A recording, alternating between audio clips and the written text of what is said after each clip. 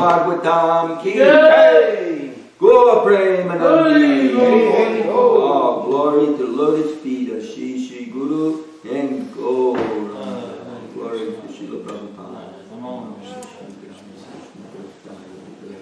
Srimad Bhaktivedanta Swami. Om Namo Bhagavate Vasudevaya. Om Namo Bhagavate Vasudevaya. Om Namo Bhagavate Vasudevaya. Om Namo Bhagavate Vasudevaya. Om Namo Bhagavate Vasudevaya. Om Namo Bhagavate Vasudevaya. Narayanam Namaskritya. Narayanam Namaskritya. Naram Chaiva Narottama. Naram Chaiva Narottama. Devim Saraswatyam Vyasam. Devim Saraswatyam Vyasam. Teto Jaya Mudiraye. Teto Jaya Mudiraye.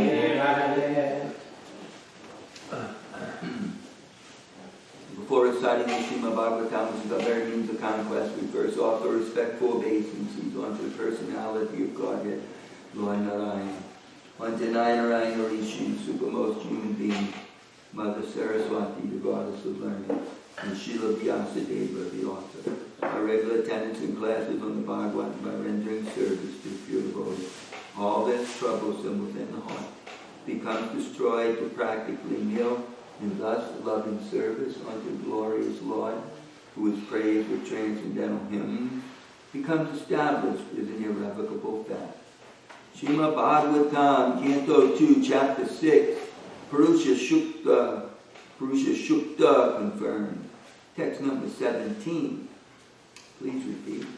Swa Dishnam Pratapan Prano Swandishyam Pratapan Prano Bahis Cha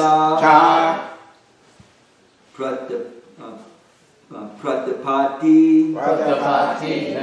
Aso Bahis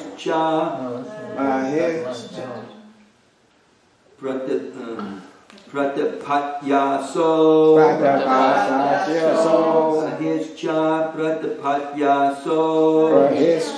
Pratapatyaso Evam Virajam Pratapam Evam Virajam Pratapam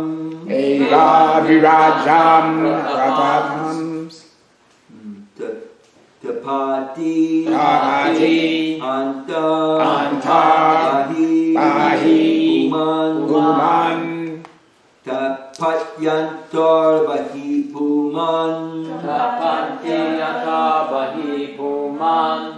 Swadishyam Pratapan Prano Bahishcha Pratapatyaso Evam Virajam Pratapam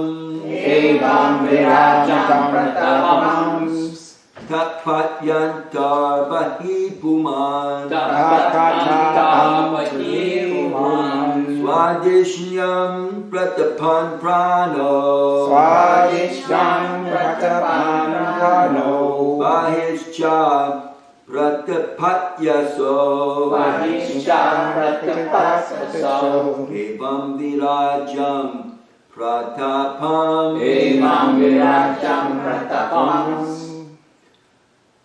Tapatyantar Bahi Puman Swadishyam Pratapan Prano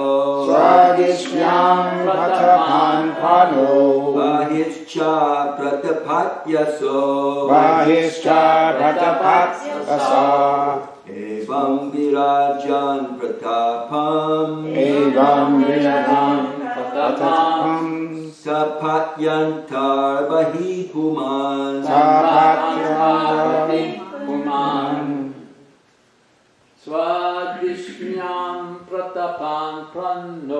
Swadishyam Pratapan Prano Bahishcha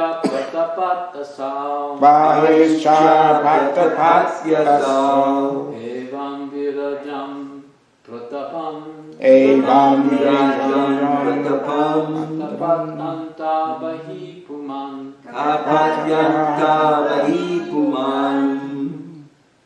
Swadishyam Pratapan Prano Bahishcha Pratapatyaso Evam Virajam Pratapam Tapatya Antar Bahi Punam Tapatyantar Bahi Puman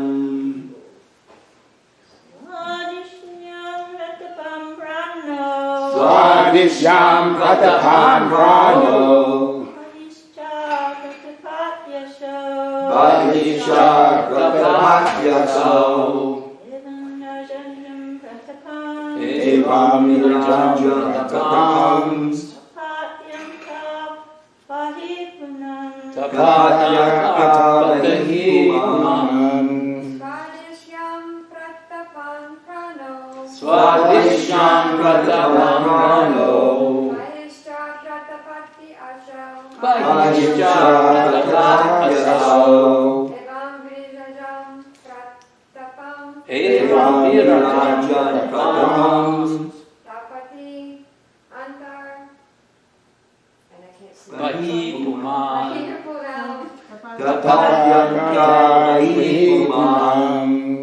Swadhishyam Pratapan Prano Swadhishyam Pratapan Prano Vadhisha Pratapatyaso Tahisha Pratapatyaso Evam Virajam Pratapam Evam Virajam Pratapam Tapatyantar Bahipuman Tapatyam Anyone else? No, some demigods here, but I don't think Okay, so word to word. radiation. Swadhishyam, Swadhishyam radiation. radiation Pratapan, Pratapan by expansion. by expansion Pranaha, Pranaha living energy. Living energy. Bahi, Bahi. external. external Cha, Cha also. Also. Pratapati, Pratapati illuminated. Illuminated. Asa, Asa the sun. the sun Evam, Evam in the same way. In the same way, Virajam, Virajam, the universal form. the universal form, Pratapan, Pratapan by expansion of. by expansion of Tapati, Tapati, enlivened. enlivened, Antaha, Antaha, internally. internally, Bahi, Bahi, externally. externally, Puman, Puman, the supreme person. the Supreme Person. The sun illuminates both internally and externally by expanding its radiation. Similarly, the Supreme Personality of Godhead, by expanding His universal form, maintains everything in the creation, both internally and externally. Please repeat. The sun, the sun illuminates both internally and externally. The sun illuminates both internally and externally By expanding its radiation. by expanding its radiation. Similarly, the Similarly, Supreme Personality of Godhead, the Supreme Personality of Godhead, by expanding His universal form, by expanding His universal form, maintains everything in the creation, Maintains everything in the creation, both internally and externally. both internally and externally. externally. Srila Prabhupada's divine purport. The The universal form of the Lord, or the impersonal feature of the Lord, known as Brahma Jyoti, is clearly explained here and compared to the radiation of the sun. The sunshine may expand all over the universe, but the source of the sunshine, namely the sun planet or the deity known as Surya Narayan, is the basis of such radiation. Similarly, the Supreme Personality of Godhead, Lord Krishna, is the basis of the impersonal Brahma Jyoti radiation, or the impersonal feature of the Lord. This is confirmed in the Bhagavad Gita, chapter 14, text 27. And the universal form of the Lord, so the universal form of the Lord is the secondary imagination of the impersonal form of the Lord. But the primary form of the Lord is Shama Sundara, with two hands playing on his eternal flute. 75% of the expansive radiation of the Lord is manifested in the spiritual sky, Tripad Vibhuti, and 25% of his personal radiation comprehends the entire expansion of the material universes. This is also explained and stated in the Bhagavad Gita, chapter 10, text 42. Thus, the 75% expansion of his radiation is called his internal energy, whereas the 25% expansion is called the external energy of the Lord. The living entities who are residents of the spiritual as well as the material expansions or his marginal energy to touch the Shakti. And they are at liberty to live in either of the energies, external or internal. Those who live within the spiritual expansion of the Lord are called liberated souls, whereas the residents of the external expansion are called the conditioned souls. We can just make an estimate of the number of the residents of the internal expansions in comparison with the number of residents in the external energy, and may easily conclude that the liberated souls are far more numerous than the conditioned souls. Thus ends the Bhagavatam purport to the 17th verse, 6th chapter, Purusha Shukta confirmed, 2nd canto, Srimad Bhagavatam. Srila Prabhupada ki. Hey. We offer our humble obeisances unto Srila Prabhupada because he has opened our eyes, although they were shut by the Lord's external energy, with the torch of knowledge. Srila Prabhupada ki jai. So the great task of the spiritual master is to teach his students, of course. He, like Srila Prabhupada, is a bona fide spiritual master, and actual Jagat Guru who traveled all over the world, teaching Krishna consciousness to whomever would listen. In one sense, in all senses, it's a difficult task, but it's also a thankless task because it's very hard to find sincere students in the age of Kali. But if one is a little sincere, then they can derive the greatest benefit. Most people don't have an interest, so you really can't say that they're sincere or not, or they never really even attempted to understand. So, there's certainly no offense, generally speaking, on their part because they don't really sit in on it. But many times, people, they have some attraction, generally for some external motive. We all practically, I'm sure, have some experience of this. We have some motive other than pure devotional service. We may not even understand that's what the Guru is teaching, pure devotional service. We're just, see his Shakti, and generally speaking, many people, if not most, they're thinking, I can derive a lot of benefit.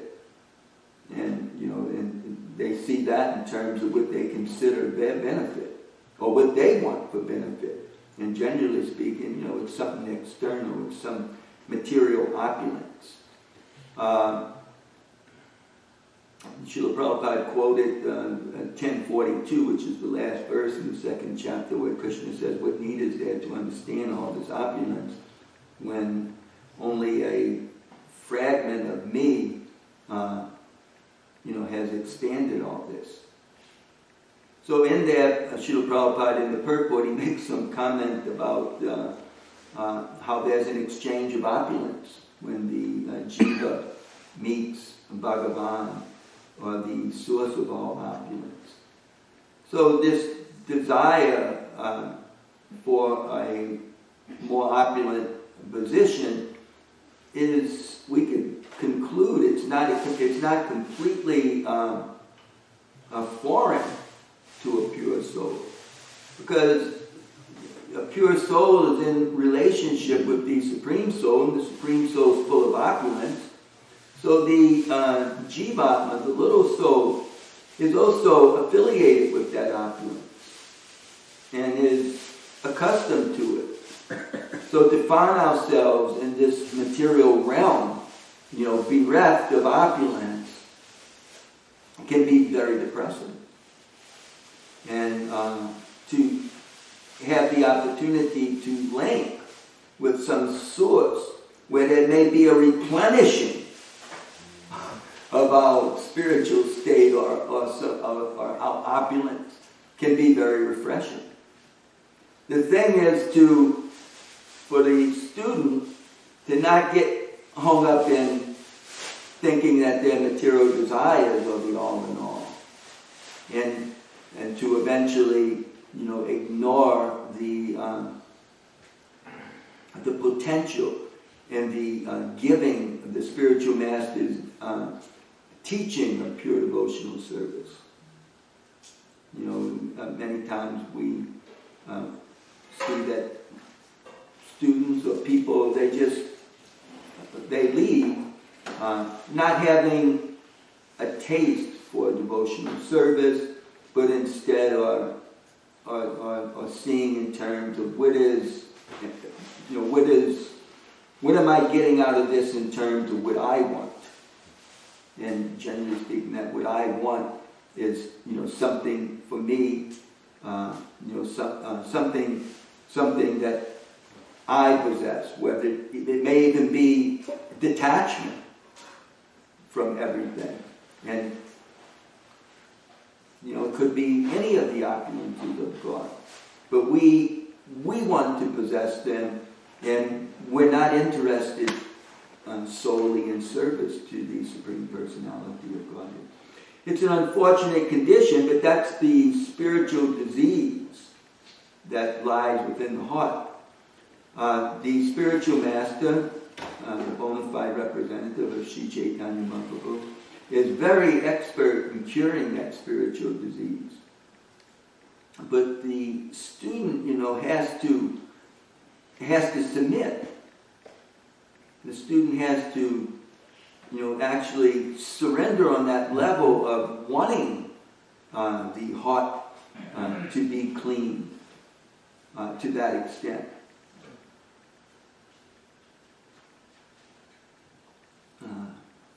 The extent that we want to serve Krishna. We want to utilize what Krishna has given us. We want to be a good steward. We see that it's a stewardship. Whatever we possess, we're using it as a steward to serve Krishna. That's all it's meant for. Whatever opulence I possess, it's really meant for Krishna's service. Then everything is perfect. But as soon as I take that opulence and I turn away from its source, I turn away from God, I turn away from the source of all opulence, and instead I try to enjoy it myself. I engage it in service wherever I please, for my satisfaction, what I determine I want to do and what has to be done. And I utilize my minute independence like that, and have no interest, practically speaking. Sometimes I may have an interest, other times I might not, in serving the spiritual master. And one may even think that I'm always serving God by doing what I want. Perhaps ignoring that maybe God really isn't interested in that service that I'm doing. I mean, that's not really his agenda. But yet, the conditioned soul, that material disease of misusing our independence for our, ourselves being the Ishwara, or the person in charge.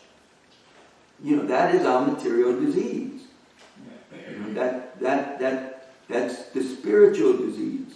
That I want my independence without that relationship with Krishna that demands of me to render service to his lotus feet. That makes me submissive to his lotus feet. Instead, I become simply unsubmissive. Or I may think that I'm submissive, and I may think that I'm serving Krishna's lotus feet, but it's all in my mind. It's all in my conditioned mind. So without the control of Guru, Sadhu, and Shastra, then I can just run all over the world doing what I want in the name of serving Krishna. But am I serving Krishna? And then we may say, only I know. But again, who are we? Why are we even in this world? We may say because we may give the correct answer because I am a devotee and I'm trying to serve Krishna. That's very nice. But a devotee of Krishna is submissive to Krishna. It's like Padumna. Padumna is the eldest son of Queen Rukmini, Krishna's first wife.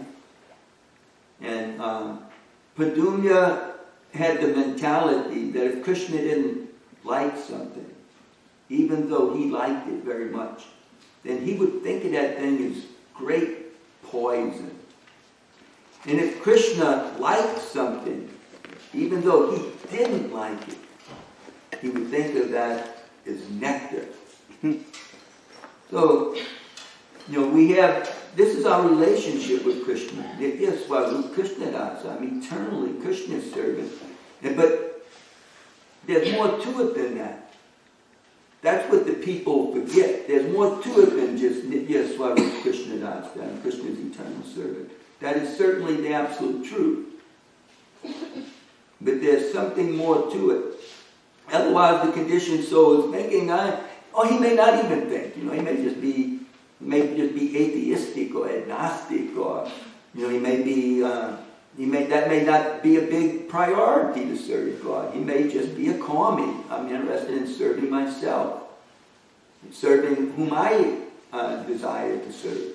Whether it's God or not God, it's what I want to do that's important because, after all, I'm an eternal soul and I have my independence and I enjoy utilizing it how I please. That is their prerogative. The devotee is smarter than that because they realize that I'm independently, I have no life. That I have life in relationship with the source of everything. I have life when I'm connected with everything. Not when I try to be independent of everything. Just because I'm motivated by that mentality. Actually, it seems to be a matter of motivation. They're motivated by that mentality, but if the motivation changes, then the soul changes. The soul is motivated by this ignorant misuse of his independence. But if somehow or other he is just given a taste of the proper use of his independence, then all of a sudden he may find himself, yes, I am the eternal servant of Krishna and I should be serving him. Then it's the next thing that's important. Nitya Swarup Krishna Das, Das Das. Yes, I'm the eternal servant of Krishna, but I'm the eternal servant of Krishna's servants. Das Anudas, Gopi Puranadan. That's how it goes. Nitya Swarup Krishna Das. Padakamalam, Das Anudas. I'm the eternal servant of Krishna's servants, of the lotus feet of Krishna's servants. The servant of the servant of the servants of Krishna.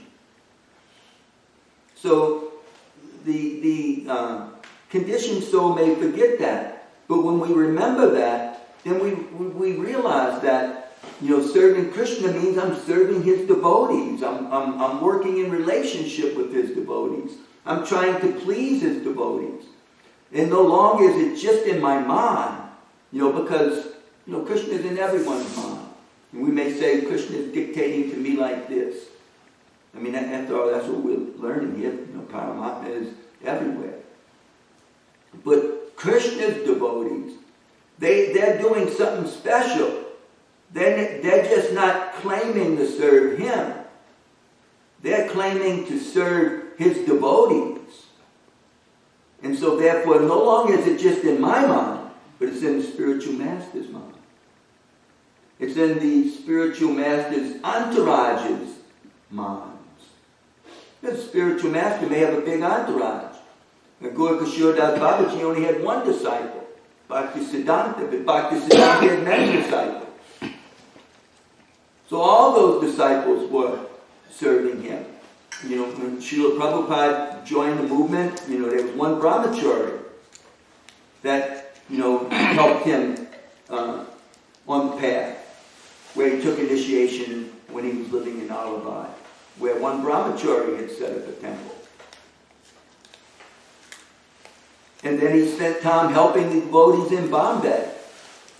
Then during World War II, he was living in Calcutta, and the Gaudiya Math had split up, and Sridhar Swami was living with him for maybe as long as 10 years. Living in his house. So Srila Prabhupada knew very well what it meant to serve the devotees. He was always engaged in their service. But he had a direct order from his Guru Maharaj to preach in English. And so he made that attempt to do that. But because he couldn't, no one wanted to facilitate that. Either they didn't have the money, they didn't have the interest. They wanted him to do other things, but yet he had this burden on his shoulders that Bhakti Siddhanta wanted him to preach in English and wanted him to go to the West, and no one was doing it. He supported when others did it, but now no one's doing it. Time's running out. He's getting old. He has to eventually try to do that. So eventually he had to do it on his own because he didn't have no help. No one had the interest in doing it. They were busy, taking care of their temples. And if Prabhupada would help them, fine. But, they had their budget and they had their program. And Prabhupada had to conform to it or go off and try to do it himself. And eventually he had to do that. You couldn't just cause a problem in the temple. Couldn't fight with the person in charge. So, eventually when he couldn't get no assistance, he had to go do it himself. Then, he tried to engage others in the movement that he had going on here in the West. But again, he didn't get a whole lot of cooperation, a little bit. Anyhow, the point is that there are many, many devotees. And Krishna is very interested to see that the devotees are doing their best to fulfill the orders of their superiors. Just like we were learning this morning in the Chaitanya Charitamrita reading. There's a very great devotee. But not only a great devotee, but a great scholar. I mean, he knows all this stuff backwards and forwards. He's not going to be stumbling over words like me. I mean, he can rattle off verse after verse, supporting everything that he says. I mean, a great scholar and devotee. Even to this day, he has a disciplic succession. And, big temples in Vrindavan. To this day.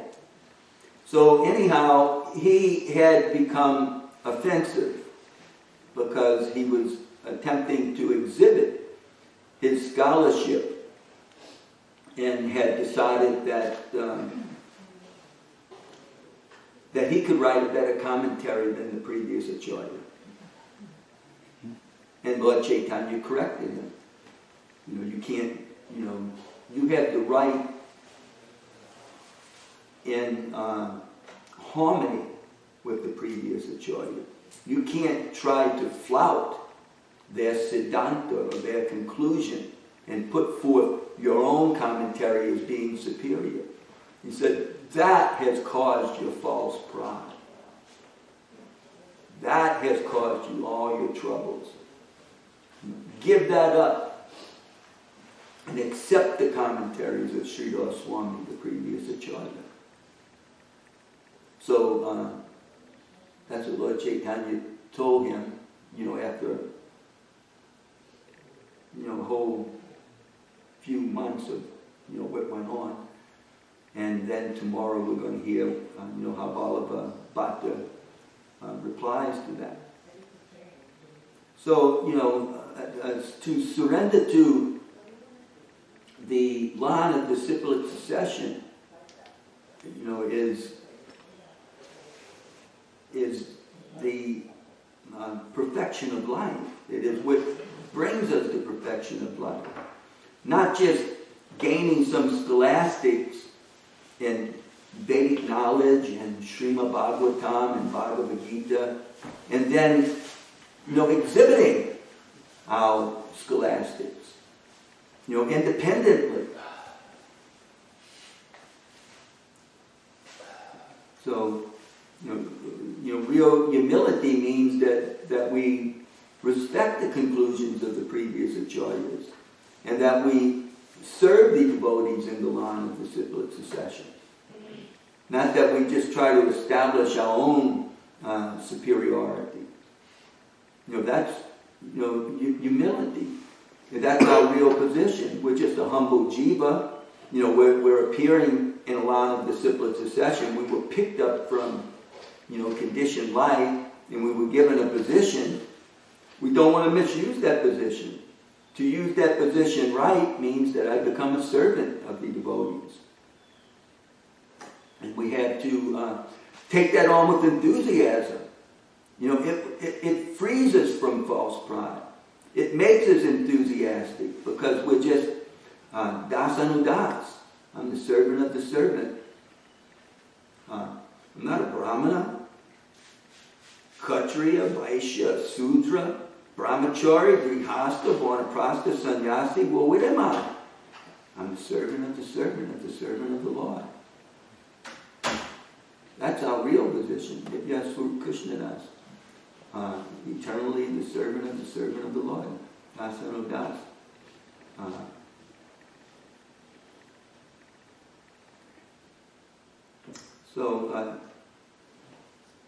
So whatever duty we take up, serving the devotees, Krishna took up all duties perfectly. As a Brahmin, he instructs Arjuna on the battlefield of Kurukshetra. Gives the cream of Vedic knowledge. To this day, it's called, in the West, it's called the Bible of India. The Word of God in India, Bhagavad Gita, Song of God, spoken by Lord Krishna. So, Brahmins speak the Vedas. So Krishna spoke the essence of the Vedas to Arjuna. So as a Brahmin, Krishna, you could say he was the best of the Brahmins. And then Krishna as a Kshatriya, of course, is Dwarkadish. No Kshatriyas could compete with him. If something was wrong and Krishna pointed it out that this isn't going right in his government, this should be changed. And the Kshatriya said, there's no way this is going to be changed. In fact, you should, take your advice and leave. And Krishna, he may reply back, no, but we can't have the people being mistreated like this. And this Kshatriya may say, if you don't leave my kingdom, then I'm going to be forced to kick you out. So Krishna could fight with any of them. And he did. What did he tell the residents of Vrindavan? Oh, I want to come back, but there's still one or two more demons that I had to take care of. So I can't come back right now. I had to finish off these demons. So, as Dwarkadish, Krishna is the greatest Kshatriya. And then as Nandana, he's the best of the Vaishyas. He's the pleasure of the king of the Vaishyas, Nanda Maharaj. Because he's Gopal. He's the greatest cowherd boy. Why in India they say that, they honor or they call the cow sacred. Why do they honor the cow so much? It's because the Supreme Personality of Godhead was the protector of the cows.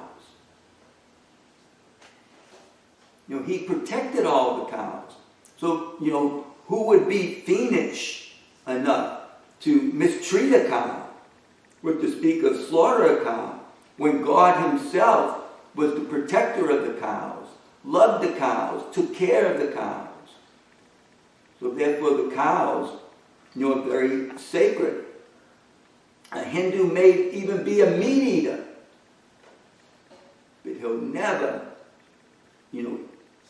eat a cow.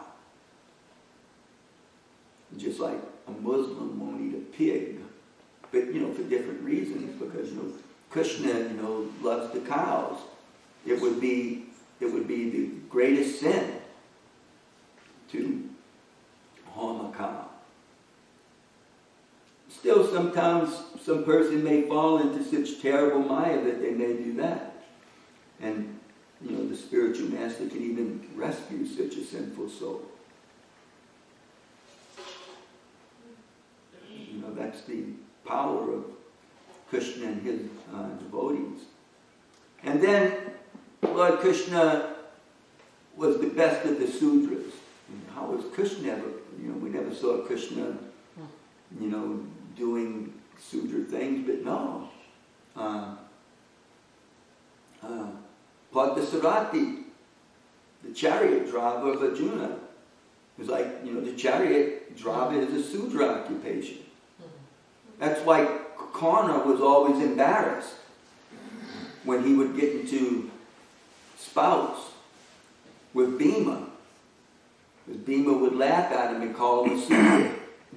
Sudra, go back to driving the chariot. You can't fight like Kshatriyas. So Krishna played the role of Arjuna's chariot driver.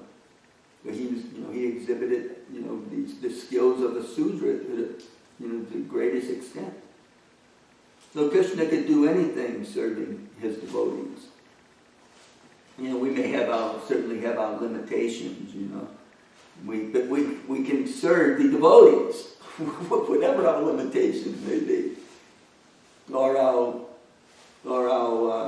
greatness, somebody may have the capability of making lots of money, and they can serve the devotees like that, like our Ambarish.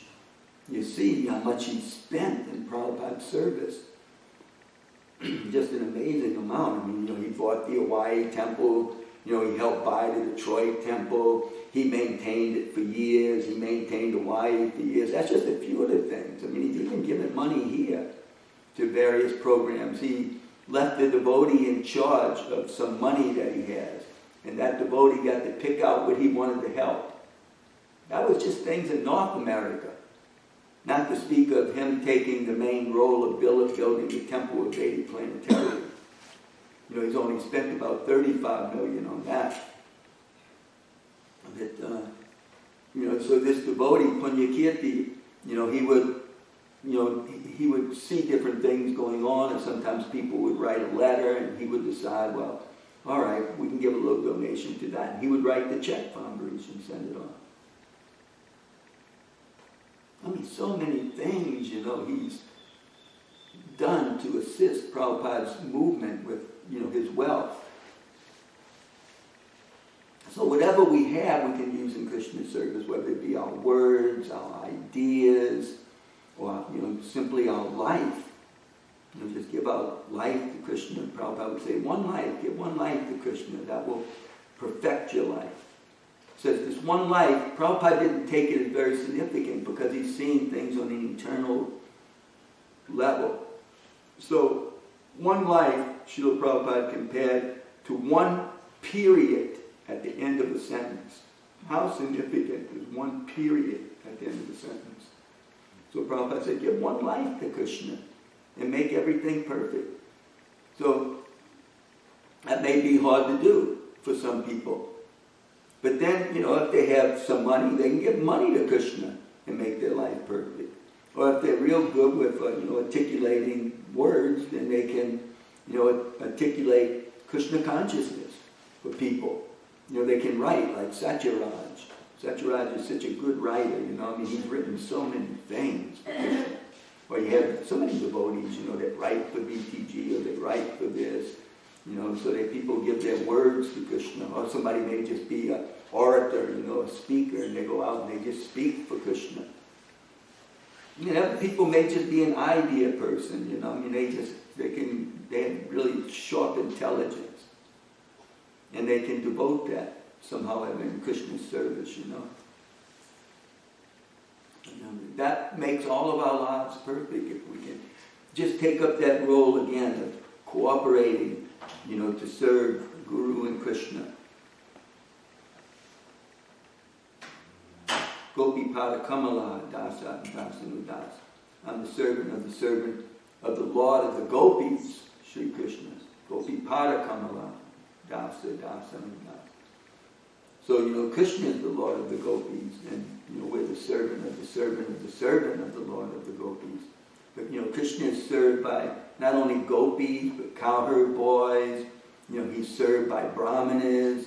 He's served by kshatriyas. He's served by, vaishyas and the whole Sudra community. They're all serving Krishna. It's like even to this day, you go to a big temple in India, and you see that the town around it, people are, Brahmins, Kshatriyas, Vaishyas, Sudras. But they're all supporting the temple. Something like in Christianity, you see that there's a church and there's a congregation. And in that congregation, somebody may be a mayor, somebody may be a policeman, somebody may be a teacher, somebody may be a plumber. There are all kinds of different things. Somebody's a banker. But they're all supporting the church. That's God's scheme. That's the way we support God's mission. That's the way we support the worship of God in this world. That's the way everybody gets to serve Krishna. What does Krishna say in the Gita when he tells us to surrender unto him? Don't worry, just surrender unto me. Mamana bhava mad bhakto majaji ma majaji. Worship me. So who else knows how to worship Krishna? That's what the Brahmins are doing in the temple. And the temple has to be supported because nobody's paying, for the, to offer Krishna Arti unless the people come there and support it.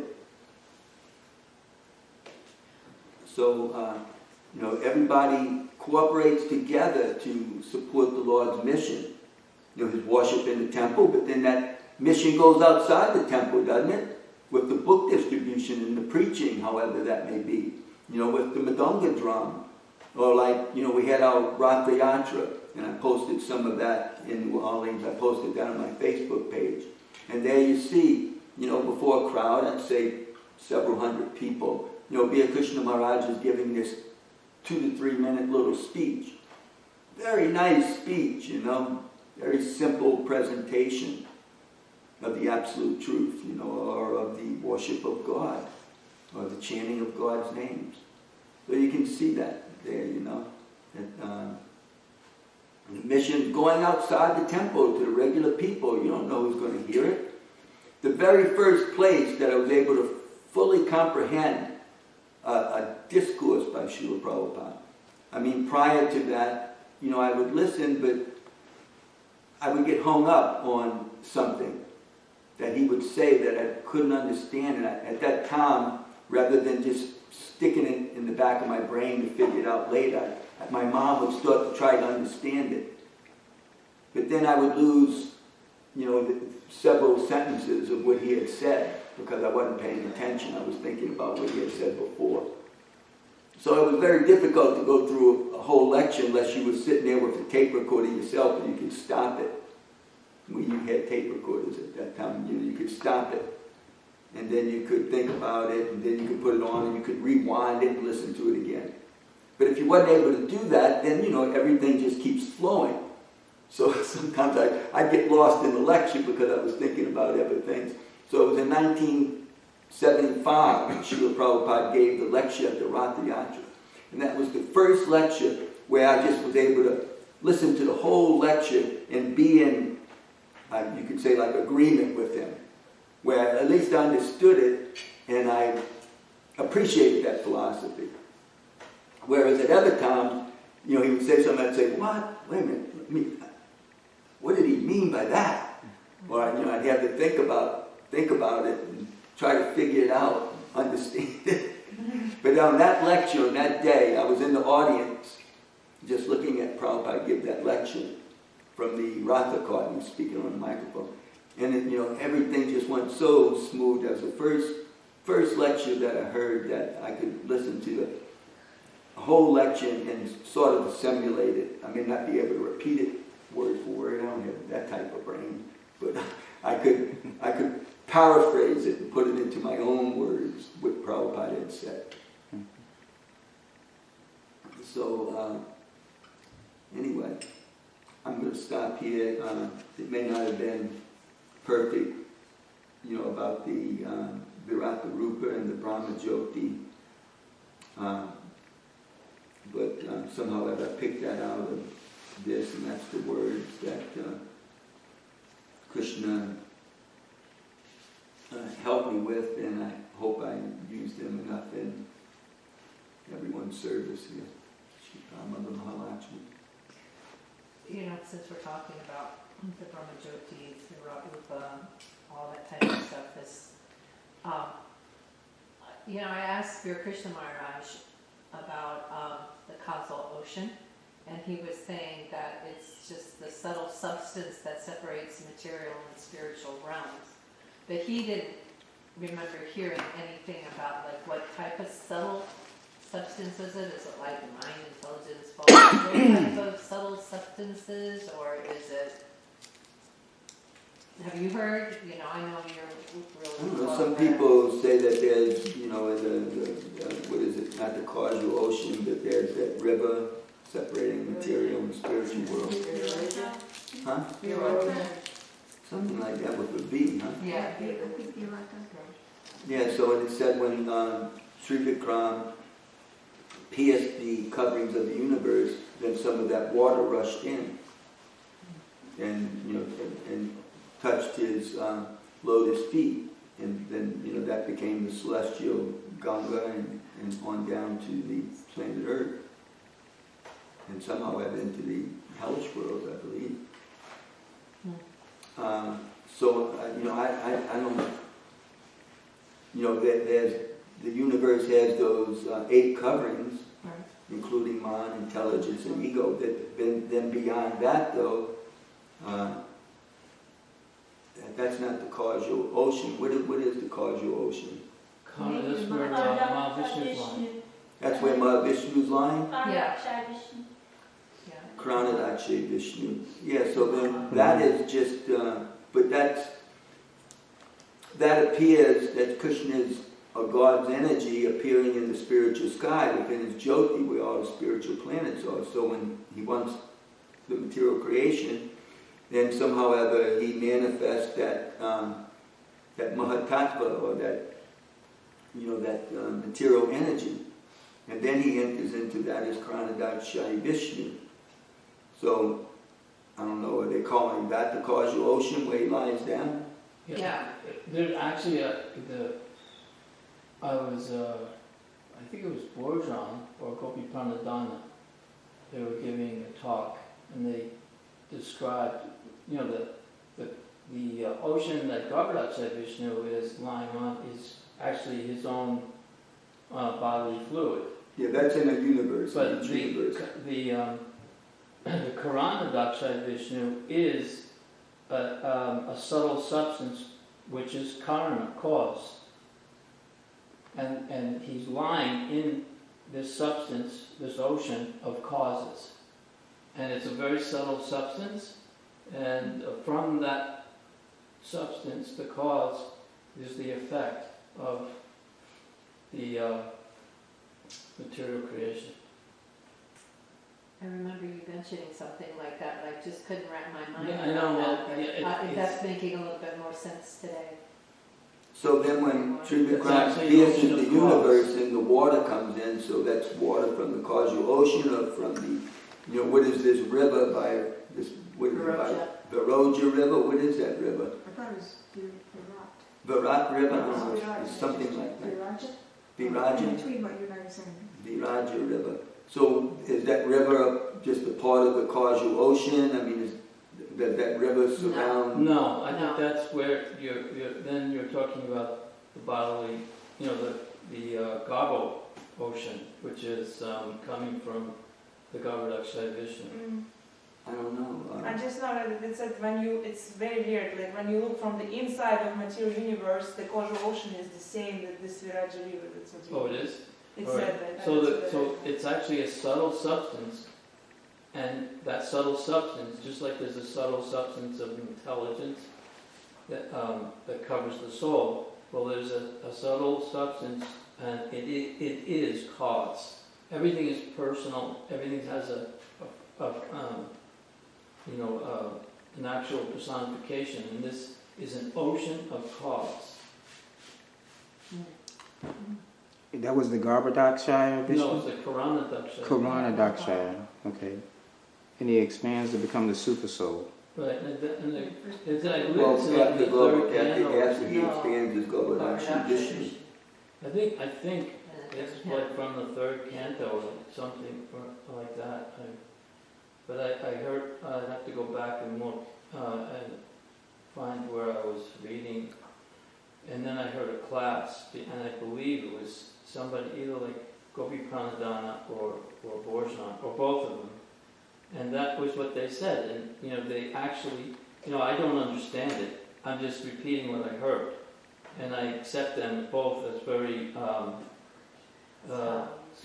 really dedicated to, and they're the ones that were, especially Gopi Pranadhana was translating. And Borjan, does all these seminars on the Bhagavatam and Chaitanya Charitamrita. So he said it's an ocean of cause. And we can very easily, the pictures are, Prabhupada said, like windows to the spiritual world, so we can just easily look at that picture on the cover of the first canto of Srimad Bhagavatam and see the Vaikuntha planet, see the spiritual sky, and see the Mahatattva there as a black cloud with Karanadakshaya Vishnu laying in it, and then it shows the open universe with Garbhodakshaya Vishnu in it. Expanding the lotus from his navel and Brahma on the top. And then that picture doesn't show within that planetary system that Brahma creates. The Lord is Kashirodakshaya Vishnu because he lies in the Kashir ocean, or the ocean of milk. He takes his position there and plays the role of the super soul. Doesn't he? Yes. Yeah, and I think that's where, that's my, I don't know if it's a separate place or it's very close to the pole star where Dhruva is. The ocean of milk. That's the ocean of milk Brahma went to when Goddess Bhumi petitioned him for help. Then Brahma and all the Vedas went to the ocean of milk, and Brahma appealed to Lord Vishnu for help. And so from Karanadakshaya Vishnu is the golden egg-shaped universes are coming out. Coming out of the skin. But then he can sometimes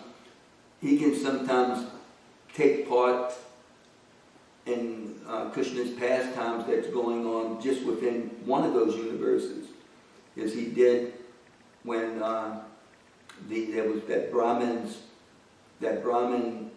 children who kept dying in the city of Dwarka, and he was very upset and blamed it on the king because he could not find any reactions in his lives to cause something like that. So he blamed it that the king must be doing something wrong, that his children are dying.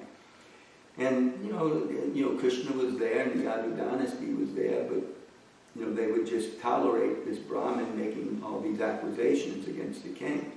But Arjuna had come, and he couldn't tolerate that, and so he promised that he would find out what's going on and he would stop it from happening, or else he would throw himself in the fire. And then he couldn't stop it, and so he was going to throw himself in fire, but Krishna said, no, come with me. And they got on Arjuna's chariot, and he took it throughout the whole universe. With his Sudarshan chakra leading the way, they actually pierced the coverings of the universe and entered into the causal ocean. And there Mahavishnu was sleeping, and he had all of the Brahman's children with him.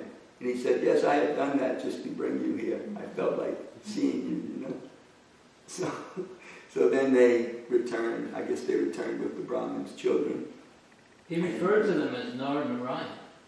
He said that he referred to Arjuna and Krishna as Nara and Narayan. Yeah, because Nara is human and Narayana is God. Right.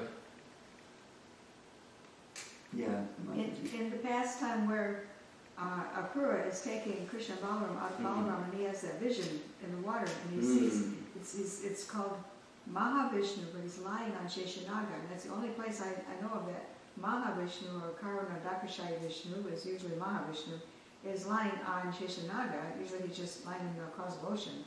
And yeah, so we never see him on Sheshanaga in the causal ocean. He's usually It doesn't Garbhadaksha. say it. It says it's a Garbhadaksha. Garbhadaksha is laying on Slaves on shit. Sheshanaga, huh? in that pastime there, so it seems like maybe the term Mahavishnu is a little bit looser or something. Oh yeah, maybe. They just like sometimes they use the word Bhagavan to even describe a deva, Because, they're just Sanskrit words that can be used as adjectives. Just like how many times do we use the word Maha? Maybe just calling Garbhadaksha Vishnu Maha. He was surrounded by the devas, whereas Karanadaksha Vishnu, you don't generally see him surrounded by devas because the devas are in the universe. Yeah, this is much